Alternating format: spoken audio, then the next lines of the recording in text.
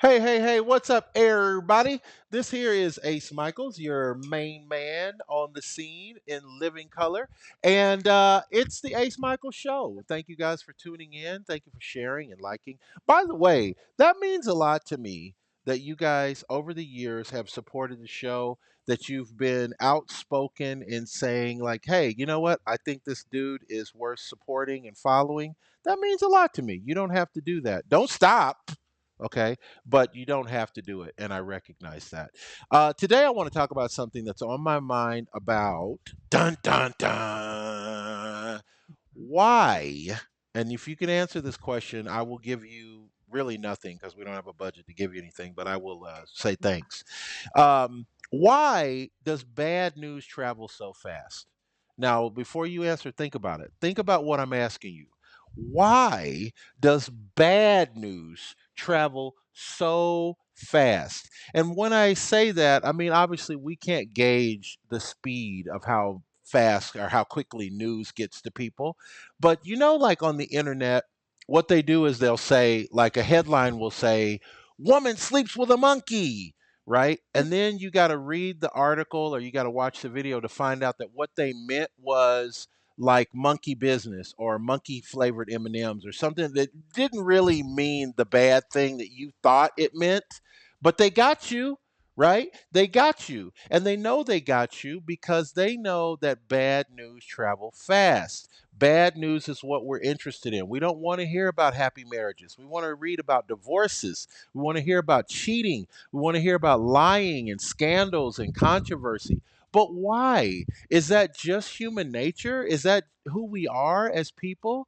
Do you think that 4,500 years ago, people were sitting around a rock quarry going, hey, man, I don't know. They didn't talk like that back then. So that was the problem with my analogy. But anyway, you get what I'm saying.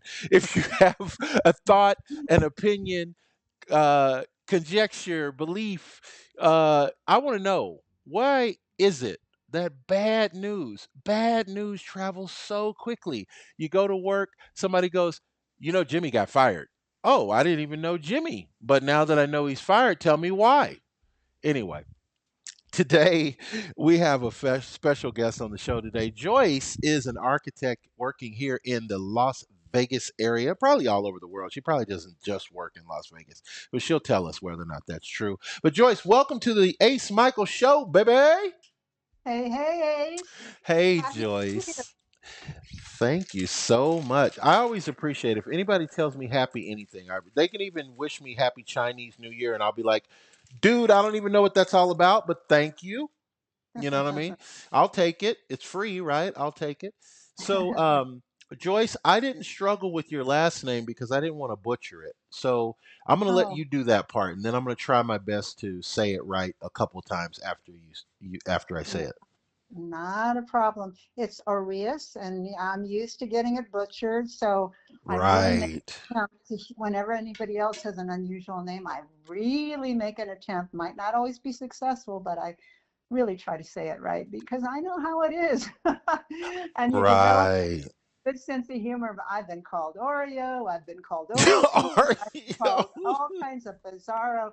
Anything that began with an O, it was like that was my name. And I'm thinking, okay, So all right. now I don't know if you know this or not, but there was I think she was kind of sexy serial killer. She wasn't a serial killer. She just killed her boyfriend. She just killed one person. Oh, Um, Joyce, not Joyce, Jody, and they used to call Jody Arias was the way that I heard oh. it, but she had the same last name as you. You know about this sexy Right. killer lady? I do not, but now that you say bad news What? travels fast, I'm going to have to look it up. No, my name is spelt with an O, not an A. Oh, so it's similar but not the same. Yeah, Similar, not the same. she was, Yeah. and she was a brunette too. What does that say about you brunettes? Oh, Yeah, uh-oh, yeah, danger, something. danger. And she wore glasses. Oh, Holy smokes! What? sometimes I do too. Where were you on the night of? No, I'm Oh, playing.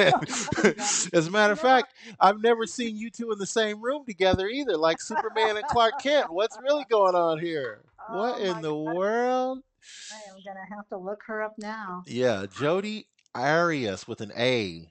Okay. Arias, Jody Arias. I thought she was very pretty. She reminds me of the really beautiful actress. Shoot, I can't think of her name right now. It's on the tip of my tongue. The girl that played in the Fantastic Four. She's really, really something. Like she's one of the hot Mm. girls that they always talk about. She had a TV show for a while. She was in the Fantastic Four. She married a guy. She's now a billionaire actress, actually. Oh my goodness. Yeah, Okay. she's really famous. I just can't think of her name right this second. I'm gonna have to Google that thing because I gotta make my point and tell you who this girl is that she looks like because this Okay. girl is so famous. Oh shoot, it's on the tip of my tongue. Anyway, Well, she's really, really gorgeous. This actress. Anyway, well, not that's who I trade places with. I wouldn't want to trade places with the serial killer in jail probably now, but oh, well. You look like this girl too. You look like both of them. oh, don't do that. No, it's true. Like I was surprised that no one ever said that to you. Hold on. This girl is oh my goodness gracious, it's on the tip of my tongue. You know this girl. Not Jessica Alba. Oh, Jessica Al. Oh, thank you. Yeah, That's yeah, baby. yeah, yeah, yeah. That's thank you for that. Wow, I didn't know I'd get a compliment do you this podcast. That's did you get great. that? Don't people stop you on the street and go, "Hey, are you Jessica Alba?" They don't do that? I haven't heard that, but I'll take it. You know Sure. what? They probably say it behind your back. Oh. When you're not in the room, that's what. As soon as you leave the room, they're like, she looks like Jessica Alba, right? You know that, right? You know what Mhm. Yeah, well. I'm saying? just, Uh, just like me, when I leave the room, they're like, he's handsome and rich, right? You know that, right? You know that, right? of course they Don't say tell that. him. Don't tell him, Yes. but you know that. Yeah. Even if his bank account doesn't reflect it, he still is. You know that, right? Exactly. That's so cute. So so okay, so let's talk about what you got going on. This show is about you. This ain't about Jessica Alba for crying out loud. So I was on this thing the other day, another show I was talking about AI. Oh my gosh, are we ever going Oh to my stop God. talking about AI? Yeah. Woo! This thing is something else. So people are concerned that they're going to lose their jobs. I laughed at it. Last year, I laughed at it. I actually did a show where we talked about it with a professional and I laughed about it. And I said, come on, man. AI is not going to take your job from you. Like that would be like saying Photoshop is going to take your job. Photoshop didn't take people's jobs. Well, not yet. But Hmm. AI moves a lot faster than Photoshop, and AI is a much more developed tool than something like Photoshop. And as a person who does video editing, photography, music production, video production, I have to admit, AI hasn't taken my job yet, but it's become very challenging. AI is the biggest competitor that I have already in my workflow. What are your Yeah. thoughts on it, Joyce? Like you work in a different industry than mine. I mean, what do you encounter as far as the AI spectrum is concerned? Well, that's such a compelling question because, growing up and the years that I've been in design, it was always kind of like, well, people can replace things, but they can't replace good design. Right. And and So they now thought. look at what is going on. Right. So what I will say in current time, and this is just current time because AI is developing quickly. What I've seen when people put in an AI concept and have it come out, it looks kind of bizarre and weird. Mm-hmm. Like the guy with six fingers, and Right. the cabinet that has the drawers going the wrong way or this and that. Right. But that is an evolution, and it can only get better. And the quality of the renderings are quite good. So that is kind of frightening. However, I don't see it happening yet. How near the future is, I do not know. Mm-hmm. I really compel everyone, especially younger designers, to really think. Don't let the computer think for you, because that's when you lose. Right now, everybody's got an edge because they've got a brain, and a Mm. pretty spectacular brain. But when you get lazy and you let other things do your work for you, Mm-hmm. that is when it's like having a muscle you don't use. You're going to lose it. So that's the best advice I can give right now, especially to the up and comers that are wanting to make their mark in this industry. Um, don't let the computer do everything for you. Think, and also have some ethics behind it, because that's what I think is going to be lost the first, is ethical values. And uh, that's just something I've been seeing happening and eroding over and over again. And we've Mm-hmm. got to bring that back. We really do. Now I agree with you, but I want to throw something at you. I'm gonna challenge you a minute. So I was watching a podcast the other day that was about the design of fast food restaurants. I know this is crazy, Mm-hmm. but it will make Mm-hmm. sense, right? So, Mm-hmm. so if you look back in the 80s and the early 90s, Kentucky Fried Chicken, for example, had a specific design. A Pizza Hut had a specific design. A Mm-hmm. McDonald's had a specific design. And as these corporations have taken over more control of these real estate properties, which is what they basically are. They've Mm-hmm. now, when you drive down the street, you see a Kentucky Fried Chicken, a Pizza Hut, a KFC. They all look the same. They're basically a cookie cutter Mm-hmm. gray square box with a logo.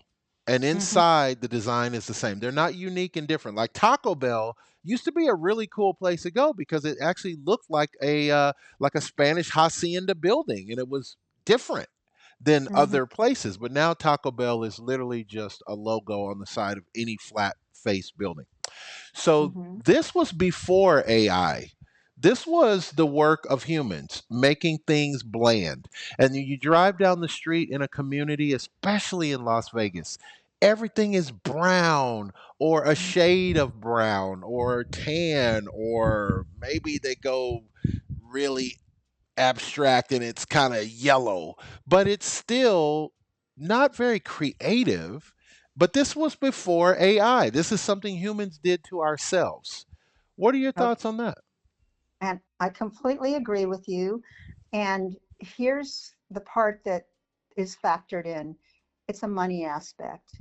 The cheaper and easier and boilerplate they can make it, Mm-hmm. then the easier it is to build, the cheaper it is to build, and all they do is slap a logo on top of it, just as you said. You're so observant that way.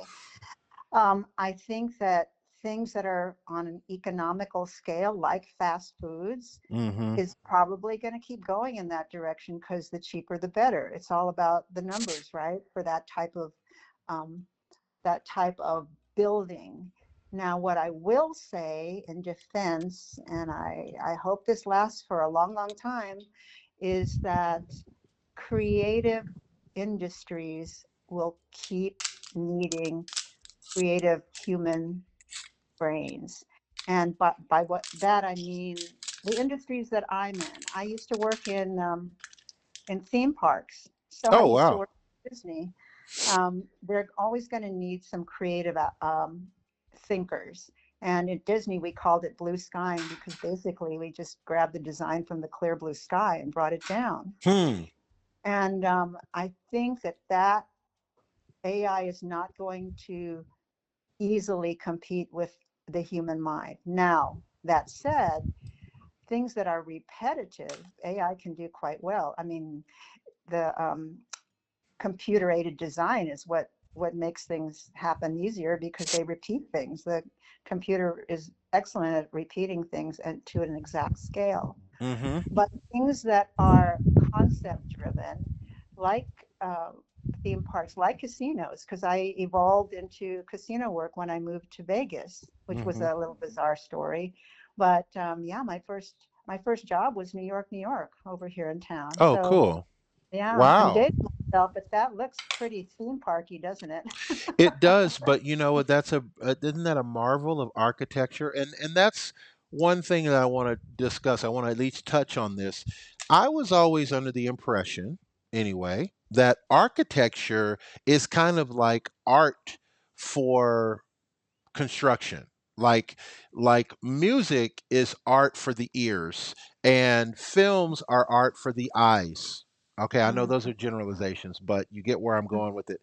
I Oh, was absolutely. always under the impression that being an architect was like being a fine artist, like a painter, a Picasso, if you will, but in the world of making this be a structured thing. So, to answer to your point, do we need creative people anymore? I mean, if we're just going to make block buildings on our own, this was again before AI came along. Humans were already making things bland and stucco and cookie cutter. Why did we do that to ourselves? Again, economies of building, because building's expensive to begin with. The more intricate the design, the more expensive the building. So that's why I kind of maintain my stance that if it's a theme park, if it's a casino, if it's in the hospitality industry, those thrive on being unique and different. So you're Hmm. always going to have creativity there, and that's not going to readily come out of a machine. So Right. the things that are cheap and easy and to scale, like fast food restaurants, they're probably going to keep going in that same direction and just have a splashy logo on top. Right. So there's going to be both. I think there's room for both. I think there has to be room for both because otherwise your hamburger is going to cost a lot more than it does now.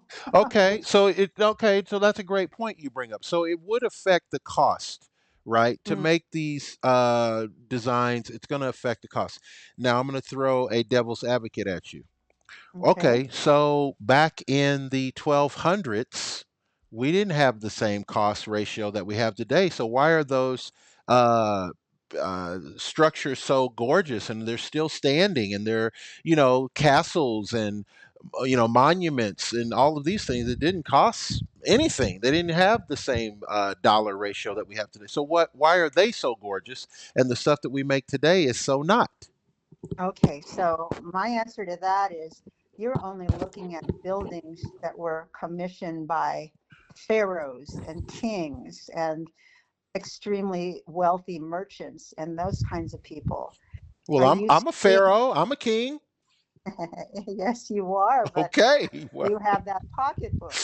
And so here's my counter to that is that you don't see any of the mud huts that the workers lived in. Do you see that anymore? They're not standing anymore. You don't okay. see Okay. grass kind of shacks that the laborers and the farmers lived in. You don't see that anymore. You only see these monumental things that were commissioned by highfalutin people, and those were the ones that lasted. So, Right. there we go. That's my angle to that. Well, that's a good point that you bring up. Okay, so I could argue that we are still living in mud huts. Hmm. Um, take these. We're still living in mud huts, kind of like there are slums in every major city. We have a homeless population, right? Which Yeah. I want to Yeah. ask you about how we could counteract that with the world of architecture. Can't we build some type of structure that is cost effective enough for us not to have people living on the streets? But before we get to that, I'm still Mhm. curious about the AI generation. So if AI is so wonderful and so perfect, can't we make an AI that could create I mean we can create fantasy things, we can create dragons with AI. Why can't we create luxurious, exotic, cool looking buildings? Does it still come back down to money? And if it does come down to money, we're living in a generation now where, my God, so many people are billionaires. That's all we hear about is the billions and the trillions. We don't even hear about millions anymore. Everybody's got billions. Well, not everybody, but yeah, there's definitely Most people I want to know have billions, Joyce. right, but that's still the 1%. You know that. There's still the 98% of us that are, I won't say it's mud huts, but it is tract homes. And will they last another 130, 40, 50 years? Maybe not. Hmm. But do they really need to is the other question. The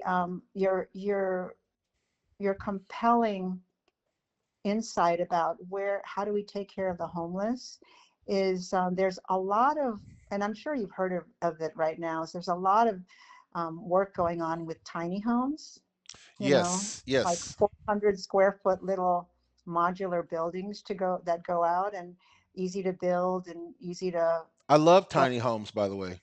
Yeah, I and think it's a you great know, concept. so that's something that is it's developing now, and it's starting to gain a foothold. A lot of people are realizing we don't need a lot of stuff. Why do we need big homes to have more stuff? What are we going to do with that stuff when we die? You know? I agree. 300% agree. And I've never been one to want to live in a mobile home, but they're starting to look so gorgeous these They're days. Like they really put a lot of work into these mobile homes. And I was looking at one the other day. I was like, I don't know. I do like to travel.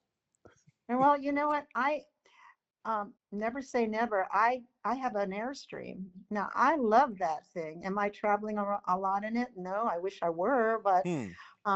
it's so well designed, and when you pull it, it doesn't feel like there's anything behind you. And it's, Wow. you know, if things are designed properly, then they're built to last. And so, and that's, I don't know how many square feet, maybe 100 square feet. Right. But okay, and so now, see, you perfectly segue. See, you should be a co-host. You Ah, perfectly segued into the next topic, which is 100 square feet. Can a mhm. family live in 100 square feet? Sure, they could, right? Instead of under a bridge. Why can't we? No, no. Let me rephrase the question. Not why can't we, because that sounds like challenging. I'm not challenging you. I'm just inquiring. Could we create affordable housing so that most in our society would have a place to live? The answer is yes, of course we can. But then it goes back to that question of ethics. We've got to develop ethics. We've got to develop compassion again. And Hmm. we used to, most of us still do, but it's just not a popular thing to talk about lately. But if we cared about each other, which we do, but we're just not talking about it, Hmm. we can make all of that happen. Does a billionaire have to have $1 billion? No. Do they have to have low taxes? No. Hmm. They can give back. I know it's a question of choice. They want to choose what they give back to, and it gets into that pulling that thread again. Is the government spending the money properly? All this and that. There's a, this is a very complex question, but the root of that is having true empathy and compassion for our fellow human beings. And that's the way architecture was rooted. I mean, look at architecture. We have to have equally as much education, arguably, as a lawyer or a doctor. We don't get paid nearly that much. And Oh, a really? lot are okay with that because we love what we do and we love giving back for the most part. I'm not going to say that everybody's that way, but for the most part, we were very altruistic. I will say that honestly, with a lot of my colleagues, we care. We care about the environment. We want things to be beautiful and designed well, and that's why we got into this business. Not just because of the bottom line. Now there are some successful architects out there that are making millions, but again, that's maybe the 1% or the half a percent. Most of us are just doing our job because we have a passion for it and we love it. Oh, see, that's interesting because see, everything that I know, like I'm not book smart, I'm like movie smart, you know? So like Mm. every movie has like the dead guy is the architect that used to work for the mob. Like they always say, well, who is this guy? And they go, "Oh, well, he's the guy that this he developed the plans for the tunnel and then, the aliens ate his brain." And you go, "Oh, okay, he's an architect then, right? We got to figure." But those guys were always wealthy in the movie, so I just presumed that an architect was a good gig to have. It was like a pretty big moneymaker. Was I wrong? Well, Was I you, mistaken? you just said something there. They're always the person working for someone. They Got you. weren't the 1%. They weren't the decision maker. There's always a client. With an architect, there's always going to be a client. And And yeah, no, I okay. So you jogged my. So does this go back to historically, like Pharaoh? now that you mention this, I never really thought about who designed the pyramid. I just figured, somebody told them to start taking the rocks and start moving them, and they moved them, and hence it was done. But I guess there had to be a person or a team of people who were the architects. This, I know this is stupid. People are right no, now going, Ace, I'm going to stop listening to this show because you stupid. I am no, stupid, people. I don't you're know these not, answers. you're not Ace, and I can go down all kinds of different rabbit holes with you, which I don't know how far you want to go with that, but Were these alien architects? Is that what we're getting to? Was that I was is that I was really what's happening? I was getting, I'm touching that fringe area there, but I I I personally truly believe that a lot of things that happened and a lot of the people that are here again doing something similar had a past life doing that. And the Ooh, okay. yeah, this is getting a little tantalizing. Ooh, I like it. Let's get spicy now, but Yes, yes. Let's get yeah, saucy. but I have had Bring on the literally, sauce. I'm at the sake of being a little too personal here. I've had past life regressions where I remember that. Hmm. And again, this is not going to be something we're going to delve deep in this little half-hour conversation, but yeah, I can go there. In fact, you Well, I no no seriously. On that note, I believe. Okay, all right. You ready? I ready? believe we all have. Okay, they call it precognition, right? Mm-hmm. Sometimes we have what we feel is a deja vu. What is a Mm-hmm. deja vu if it's not something that you did do before? I don't believe when they tell you, "Oh no, you're just imagining it." Come on, you weren't here before. Of course, I must have been here before. Why would I think I was here before? I smell it, I feel it. It feels the exact same way, and you're about to say what you just said. Now, how Mm-hmm. is that a coincidence? Not a coincidence at all because we probably knew each other in the past. Now, let's get a little bit more complicated, shall we? We shall. What if what if time was not linear? How is that? Now, if all time is all existent at the same time, Hmm. you get into quantum physics, which I kind of like been super interested in. I'm no Einstein. I don't know everything, but I am open minded about things like that. What if your deja vu, which in French means already seen, Hmm. what if that is currently happening, concurrently happening now, and you just happen to kind of tweak to the side a little bit, did a little bit side eye, and saw something you weren't going to see in this lifetime, but you did. Well, see, now I agree with that, and I have a belief. We're not challenging beliefs, by the way. I'm not. I'm not trying to one up. Oh, you believe in aliens? Well, I believe in mustard. So there you go. Right. So no, I'm not trying to one up you, but I will add this to contemplation, for example. And this was a fact that was brought up by a physicist who said in a documentary I was watching. He said, what if there was another planet that was created or came to be around the same time as planet Earth, but it was only 1,000 years ahead of us.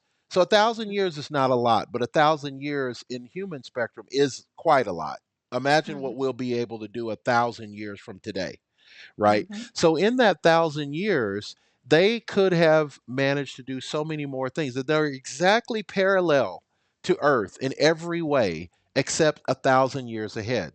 Now, what if they were 1,000,000 years ahead? And again, in space time, 1,000,000 years is not so much, but a mhm, million years ahead of us. And yeah, they might be able to literally walk through time. They could travel from one galaxy to the next just using their minds. And I think in my conspiracy theory, and you don't have to agree with this because you'll get hate mail, but I don't mind the hate mail. And my conspiracy theory, the government has trained us not to believe that we can travel with our mind and that we can walk on water and that we can bend the time space continuum. Going to the moon, oh, yeah, we could go to the moon anytime we want. We just have to believe we can go. But they don't want us to know that because if we knew that, which is going to tie back into architecture, believe it or not, I'm going to make this be about architecture.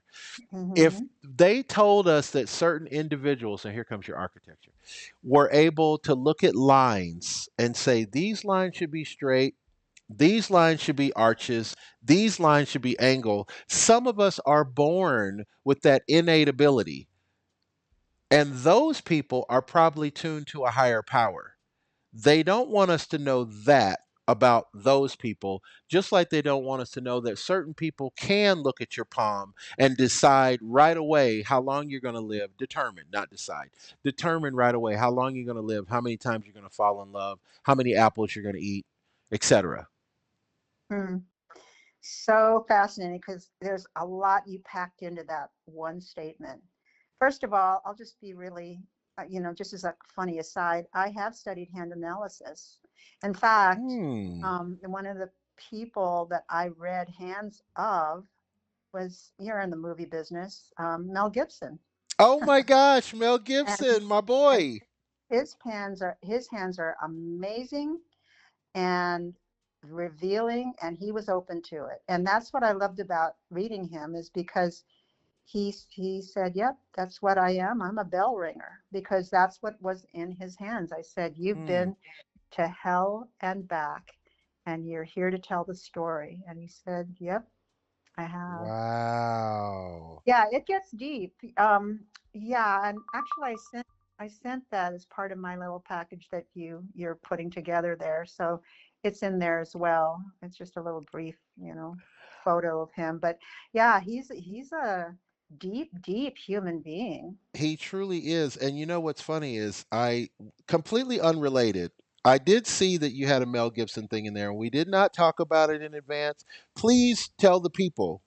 Will you, Joyce, tell the people? Did we talk about Mel Gibson before or not? We absolutely did. We didn't talk much about anything. So full disclosure, everyone. I've only known Ace for what, two. I went to your concerts twice. That was it. Millimoments. In the grand scheme Well, of time, millimoments. really, but you're super talented. Not, I was very Thank impressed because you. Ace just comes up with stuff. Where it comes out of, you know, we already talked about. We already think we know where it's coming from, but he is so spontaneous and so fast that it'll like blow your head like around like The Exorcist, because he comes up with stuff like, where did that come from? And it was dead on. So if you've not ever seen one of his shows, you've got to see his show. Super talented. He's got a talented band, and he's got a talented group of people that he collects from God only knows where, with voices and moves that will just shock you. And it's at a little tiny club with excellent sushi, so you've got to Excellent make sushi. Yes. excellent If you sushi. get one takeaway, and by the way, folks, when someone's complimenting you, you be quiet. That's what you do. You don't have to say anything. You just be quiet until they run out. You just don't say nothing. Be like, I am that dope. You're right. No, I'm But it's absolutely all kidding. true, I'm everyone. It's absolutely kidding. really, really true. And I don't give compliments easily. In fact, I'm, quite critical and self-critical as well. So, I give it to myself as much as anybody else. It's very true. You've got to see one of his shows at least. Well, I hope everybody in the world can make one, and definitely try the Max and Jazz does have great sushi. I've been to a few sushi places in my day. It's the best sushi. I'm Mm, be honest. I'm not biased. They do have mm, the best sushi. mhm. Before we go, and time is never our friend on the show, I do want to ask you now. People probably heard this today, and they feel like, you know what? She sounds like a good person. I want to work with her. How do we find you on social media? How do we follow you if we want to pleasantly stalk you now? You know how we do. Okay, well, everyone, I was not born in this century. So as far as social media, I'm way, way behind. But I do have an Instagram. It's Seer Architect, Seer, an architect. And if you want to look there, I promise I'll be better at posting things because I'm pretty sad about it right now, but I will. And She says she's especially, pretty sad about it. Well, it's don't be definitely, sad about it, Joyce. well, it is. It's sad Sorry, because honey. everybody else is like, what's your, DM this and that. And I'm like, oh, Oh, God, you're asking me. oh. I was not born in this century, but I'm getting better. I am. You poor dear. Okay, well we we don't want you to be sad about the social media for sure. It'll Well, work out fine. it's so competitive out there. It's like, oh my gosh, I'm way behind. Aw. And do you have any advice to young people trying to get into your industry, or anything you want to leave us with as your legacy that you would like to leave? Well, I would like everyone to follow their passion and keep your head up. World is weird right now. Yeah, it's going to get weirder because in my kind of belief system, we're going through a cycle and we're going through the roller coaster part of that cycle. Mm. And just expect the unexpected and keep on going, keep loving yourself, keep loving everybody else around you, even the people that don't love you so much. Just give them kindness. That's probably what they need. And love yourself more. There you go. And you know what? I cannot close the show stronger than that. You guys heard what Joyce said. Live the life you love the life you live. This has been the Ace Michael Show, and thank you guys.